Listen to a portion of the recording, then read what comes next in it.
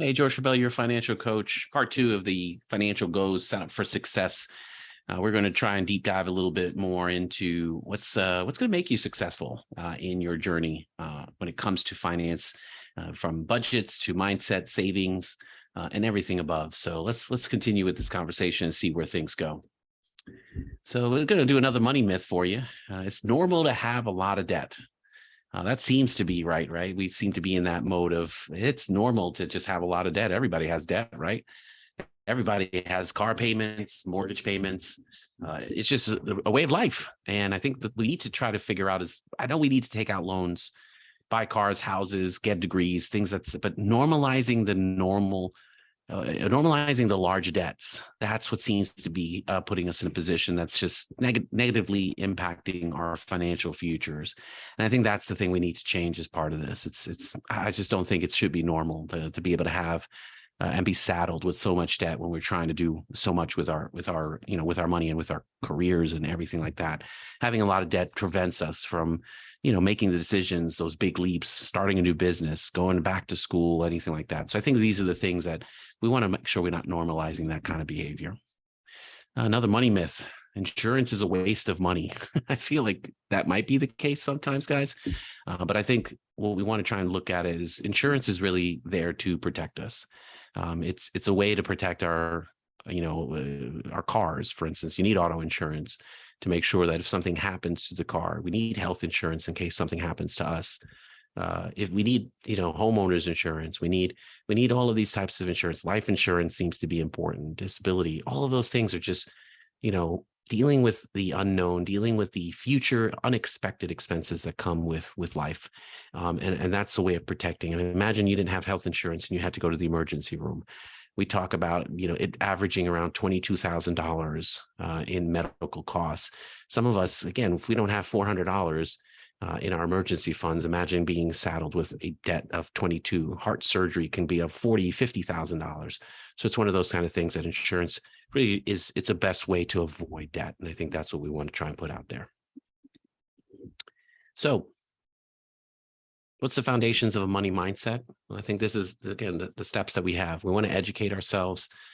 We want to increase and manage money.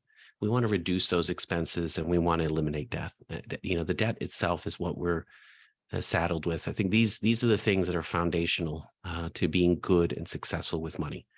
So what does that mean? And I think that's what we're going to look to deep dive in each of these areas. So what is educating yourself? What are some of the things you need to do to actually do this? And that's some of the things that we think, financial literacy and learning about money and the behaviors that are tied with it. These are the things that we want to kind of do. But what does that mean when we say educating ourselves?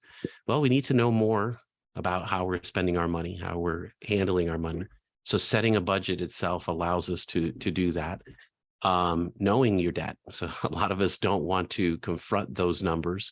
But ambiguity and not knowing this information itself really just saddles us. It puts us in a mindset where we're not moving forward. We're always dealing with some of the things behind us. Knowing your credit score is important as part of that. What's about our borrowing power? What is it that we, are there things in our past, unpaid bills, things of that nature that are going to impact our ability to move forward and make those big purchases in the future. Educating ourselves about protecting and investing. When we say 401k and Roth IRAs, investing in homes, second homes, things like that, what does that mean? And a lot of us, we think like, oh, it's just easy to do. I'm just going to go into it, jump into it, go to the bank. And we don't have the information that's necessary. So I think that's another thing that we need to educate ourselves with. Habits and behaviors. Are you a spender? Are you a saver?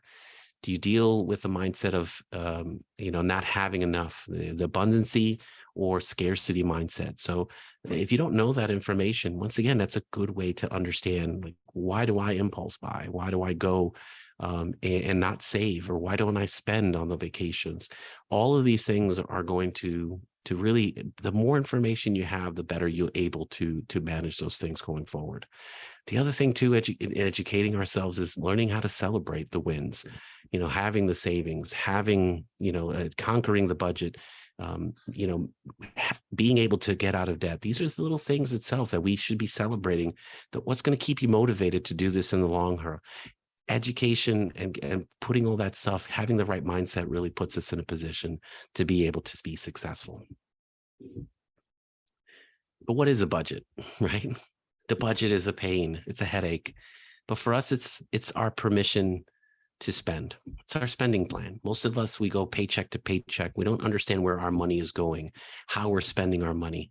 We always, if you're asking yourself and you're scratching your head, where is my money going at the end of the month, each month itself? If you don't have a plan, that's probably what's happening. Is the money just comes in, the money goes out, and we work and we do it again every 2 weeks or every week or every time we get paid. Having a budget allows us to actually know and set and tell our money what it's going to do each month. I'm going to invest. I'm going to save. I have a plan each month to be able to do that. The budget allows us to do that. It sets a plan and it allows us to track where our money is going. It allows us to know where our money is going. What are we spending it on? Are you happy with what you're spending on? That's what the budget allows us to do. It's so important. It's such an important tool that allows us to be able to move forward. Being intentional with the money. Oh, I want to save. I want to invest.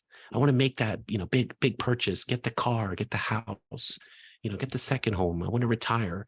All of these things don't happen if you are not intentional with what you're doing with your money. So I think the big thing you want to put together is a plan that allows us to put a direction, give us something to move forward with.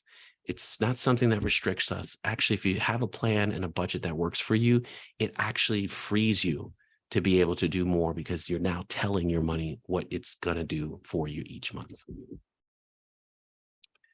So what are some of the other things? We talk about credit score, knowing more about that. What's a high credit score do for you? What's a low credit score not do for you? How do I improve on it? That's education, things that you want to do from that. We talked about protection of your wealth, having wills, life insurance, auto insurance, mortgage. Some of us know some of these, but do you have the right insurance? Do you have the right auto insurance if you were in an accident? What if somebody hit you or someone and they didn't have the right coverage? They didn't have insurance at all. How do we protect ourselves in those situations? Because again, insurance allows us to protect ourselves in these unknown situations. And I think that's the thing we need to really work on. Habits and behaviors, educating ourselves in regards to how we work, our needs and wants. Do you know the difference? Is there a difference? Yes, there is. How does our spouse work in those situations? That's the other thing we want to take to kind of work on. Are you a spender? Are you a saver? Are they your partner? Are they in that category? How do we relate with money?